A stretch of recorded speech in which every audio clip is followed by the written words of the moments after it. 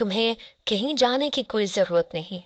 ये सुनकर वो खिल उठा और माँ कहकर मेरे गालों को चूम लिया। मेरे अंदर जैसे सुकून सा उतर गया था। मैं बस बेताबी से उसे देख रही थी। दिल चाह रहा था कि उसे इस कदर प्यार करूं कि मेरी सारी तशनगी दूर हो जाए, लेकिन अब भी मुझे कुछ झिझक सी महसूस हो रही थी। शाम तक मेरा उसके साथ काफी मसरूफ वक्त गुजरा था। उसे सफाई सुथराई की जरूरत थी। मैंने उसे नहला धुला कर लिबास में तब्दील करवाया और उसके नाखून वगैरह भी काट दिए। शाम को जब वहीद घर लौटे तो रईस का उलिया देखकर वो जान गया। मैंने उसका ख्याल किया और उनके चेहरे पर खुशी नजर आ रही थी, लेकिन वहीद के सामने मैंने रईस से दूरी बनाए रखी और वहीद से भी कोई बात नहीं की, क्योंकि मेरे दिल में उनके लिए मोहब्बत जैसे जज्बा खत्म हो चुके हैं। हमारे घर में एक दबीज खामोशी ठहर गई।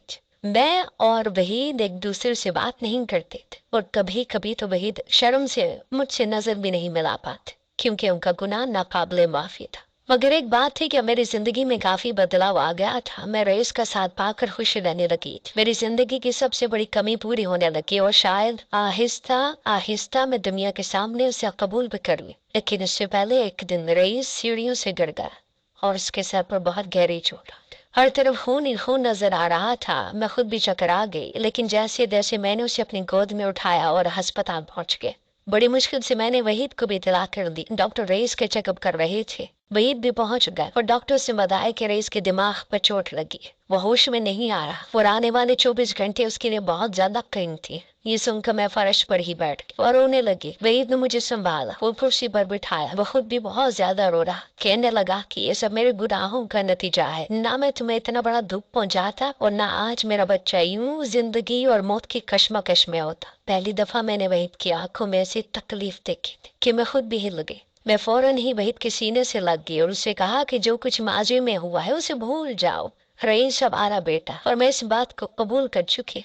ये सुनकर वहीद रोने लगा और एक दफा फिर मुझसे माफी मांगने लगा और पहली बार मैंने उससे दिल से माफ कर दिया था। डॉक्टर ने वहीद को अपने साथ बुलाया था। वहीद डॉक्टर के पीछे चले गए थे और मैं रईस के सराहने बैठे थे। माजी मेरी आंखों के सामने घूम रहा।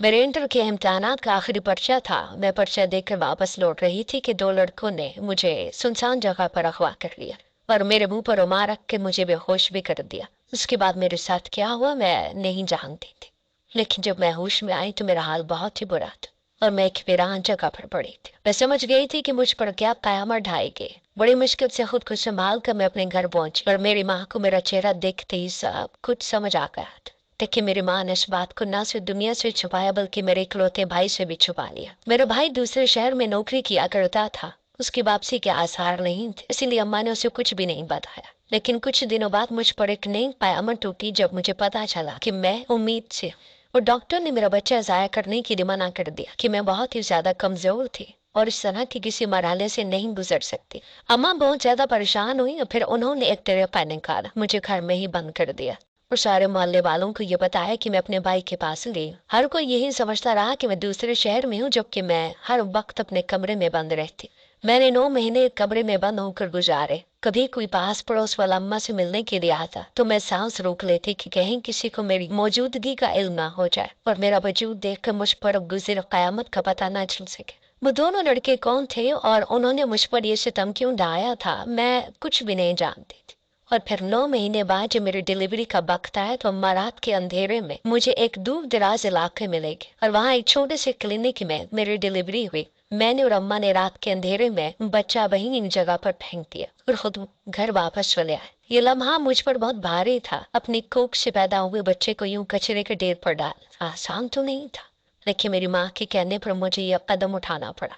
और सच तो ये था कि मुझे भी इस बच्चे से नफरत का एहसास हो रहा था, क्योंकि वो किसकी औलाद थी मैं नहीं जानती थी। डिलीवरी के दौरान कुछ पेचीदगियां हुई थी। डॉक्टर ने उसी वक्त हमें बता दिया था कि अब मैं कभी माँ नहीं बन सकती। इस बात ने मुझे मजीद तोड़ दिया और उस शख्स के लिए मेरे दिल में और भी नफरत पड़ गई जिसने मुझसे मेरी जिंदगी की सबसे बड़ी खुशी छीन ली थी। मैं अगर माजी को भुलाकर आगे बढ़ना भी चाहती तो भी मैं कभी औलाद की खुशी हासिल नहीं कर सकती थी। लेकिन अम्मा ने हर बात की तरह इस बात को भी छुपा लिया और एक रिश्ते वाले से कहकर मेरे लिए रिश्ता तलाश करना शुरू कर दिया। और फिर ऐसे हुआ कि एक दिन खुद ही एक औरत हमारे घर चली आई और वो अपने भाई का रिश्ता लाई। अम्मा ने थोड़ी बहुत छानबीन की, लड़के की नौकरी अच्छी थी, इसीलिए माँ ने हाँ कहती। क्योंकि उसके साथ माँ बाप भी नहीं थे। अम्मा को लगा कि ऐसे घर में मेरा सच छुप जाए तो मेरी भी औलादी को लेकर ज्यादा परेशानी नहीं होगी और ना ही किसी को पता चल सकेगा कि मैं पांच क्यों हूँ। और देखते ही देखते मेरी और वहीद की शादी हो गई। अम्मा के कहने पर मैंने अपना माजी और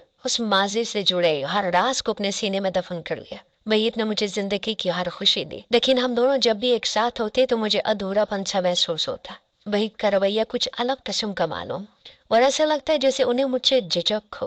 पहले मैं ये सोचा करती थी कि शायद जिस तरह मशरफी औरतें शर्माती हैं, इसी तरह मशरफी मर्द भी हया रखते हैं और वहीद के अंदर वही हया हो। लेकिन फिर आहिस्ता आहिस्ता जब औलाद को लेकर वहीद ने खामोशी अख्तियार की तो मुझे लगा कि वो नामर्द है और इसीलिए कभी औलाद की तमन्ना नहीं करते। लेकिन मुझे क्या मालूम था कि सच इतना भयानक होगा। शादी के 5 साल बाद वो दरवाजे पर एक बच्चा ले आए और फिर उन्होंने मुझे बताया कि वो बच्चा मेरा और उनका है। दरअसल रईस वो बच्चा था जिसे मैं रात के अंधेरे में कचरा कुंडी पर फेंक आई थी। वहीद ने अपना हर गुनाह कबूल कर लिया तो उन्होंने बताया कि उस दिन वो अपने दोस्त की बातों में आ गए थे। उनके दोस्त ने उन्हें इस गलत काम के लिए उकसाया कि वे एक लड़की को अगवा करके कुछ वक्त उसके साथ गुजारते। लेकिन कुछ किस्मत ऐसी हुई कि उनके दोस्त को आखिरी वक्त पर मुझे छोड़कर जाना पड़ा और वहीद ने अकेले ही मेरे साथ वक्त गुजारा। वो शैतान के बहकावे में आकर गुनाह कर गए थे, लेकिन उस वक्त के बाद से उनके ज़मीर ने उन्हें चैन नहीं लेने दिया। वो बहाने बहाने से मेरे घर के आसपास घूमते और फिर उन्हें मोहल्ले वालों से यही पता चला कि मैं दूसरे शहर में हूँ, लेकिन उन्हें इस बात पर यकीन नहीं आया। और जो मैं अपनी माँ के साथ रात के अंधेरे में क्लिनिक गई तो इत्तेफाक से उस वक्त भी वो मेरे घर के करीब ही थे और उन्हें सारी बात पता चल गई। उन्होंने मुझे और मेरी अम्मा को बच्चे को कचरा कुंडी में डालते हुए देख लिया। वो समझ गए थे कि ये बच्चा मेरा और उनका है। वहीद ने वो बच्चा गोद लिया और अपने दोस्त के घर पहुंच गए। जिस दोस्त के मशवरे पर उन्होंने मेरे साथ ज्यादती की थी वो दोस्त शादीशुदा था। वहीद ने वो बच्चा अपने दोस्त की गोद में डाला और उसे कहा कि बस बच्चे को पाले और सारा खर्चा वहीद खुद उठाएंगे। पहले तो उनके दोस्त ने इनकार किया, लेकिन फिर वहीद ने उसे ब्लैकमेल किया। अगर उसने इस बच्चे की जिम्मेदारी ना उठाई तो वो उसकी बीवी को सारा सच बता देंगे और उसी वजह से उनका दोस्त रईस की जिम्मेदारी उठाने पर मजबूर होगा। लेकिन वो वहीद की गैर मौजूदगी में रईस के साथ बहुत ही बुरा सलूक करता। कुछ दिनों पहले वहीद के दोस्त का एक्सीडेंट में इंतकाल हो गया तो उसकी बीवी ने रईस को रखने से इनकार कर दिया और मजबूरी की हालत में वहीद को रईस को हमारे घर लाना पड़ा। वहीद ने अपने गुनाह का अजाला करने के लिए मुझसे शादी कर ली थी, लेकिन उनका ज़मीर उन्हें मेरा करीब नहीं होने देता था। वो जब भी मेरे पास आते तो उन्हें माजी का किया वो गुनाह याद आता और वो तड़प जाते, इसीलिए हमारे दरमियान एक खुलासा मौजूद था। उन्होंने मुझसे कभी बच्चों का तकाजा भी नहीं किया क्योंकि वो जानते थे कि मैंने अपना बच्चा किस तरह फेंका है। सारा सच जान लेने के बाद मुझे वहीद से नफरत हो गई। ना ही मैं रईस को अपनाना चाहती थी और ना ही वहीद को माफ कर सकती थी। लेकिन वक्त हर जख्म भर देता है और रईस जैसे मासूम बच्चे ने अपनी मोहब्बत से मेरे सारे जख्म भर दिए थे। और फिर वो कोई खैर नहीं था बल्कि मेरा ही तो खून था, इसीलिए मैंने उसे अपना लिया और आज जो कुछ हुआ था उसके बाद मैं वहीद को भी माफ कर चुकी थी। वहीद ने ना सिर्फ अपना गुनाह कबूल किया था बल्कि उसके अजाले की हर मुमकिन कोशिश भी की थी। मैं कब तक उन्हें सजा देती। मैंने अल्लाह से फरियाद की कि वो मेरे बच्चे को जिंदगी दे दे और फिर मेरी दुआ कबूल हो गई। मेरे बेटे को होश आ गया। डॉक्टर्स ने कुछ हिदायत के साथ हमें अस्पताल से रुखसत कर दिया और मैं और वहीद बच्चे को गोद में उठाए अपने घर चले आए। माजी बदल तो नहीं सकता, लेकिन मैं अपनी तरफ से उस माजी को बनाने की कोशिश जरूर कर सकती हूँ।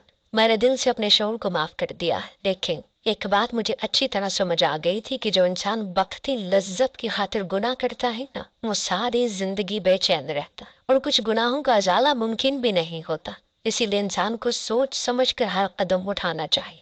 मैंने वहीद को देखा था, उन्होंने वक्ती तौर पर अपने दोस्त की बातों में आकर गुनाह तो कर दिया था, लेकिन सच ये था कि पिछले 5 सालों में पूरी तरह बेचैन रहे थे, जबकि वो हर रात खुदा से अपने गुनाहों की माफ़ी भी मांगा करते थे। उन्होंने अपनी औलाद का हक भी अदा करने की कोशिश की थी और मुझे अपनी ज़िंदगी में शामिल करके मुझे भी दुखों से निकालने की हर मुमकिन कोशिश की। लेकिन फिर भी उनका ज़मीर उन्हें चैन नहीं लेने देता क्योंकि वो जानते थे कि उन्होंने गुनाह किया। मैं हर जवान लड़के और लड़की से यही कहूँगी कि अपने नफ्स पर काबू रखे और जायज़ और हलाल रिश्तों का अपनाए। माँ बाप को भी चाहिए कि सही वक्त पर अपनी औलाद की शादी करते ताकि वो वेरा रबी का शिकार में। आप लोगों का क्या ख्याल है? अगर बैत के वालिदैन जिंदा होते और वक्त पर उनकी शादी हो जाती तो क्या फिर भी वो ये गुनाह करते? क्यों? हमारे माशरे के मर्द आजकल इन गुनाहों की जानिब राग़िब हो चुके हैं जिनके बारे में पहले करना तो दूर सोचना भी दरकिनार था। क्या ये सब दीन से दूरी का नतीजा है या फिर माँ बाप की लापरवाही और तरबियत में कमी का मसला है?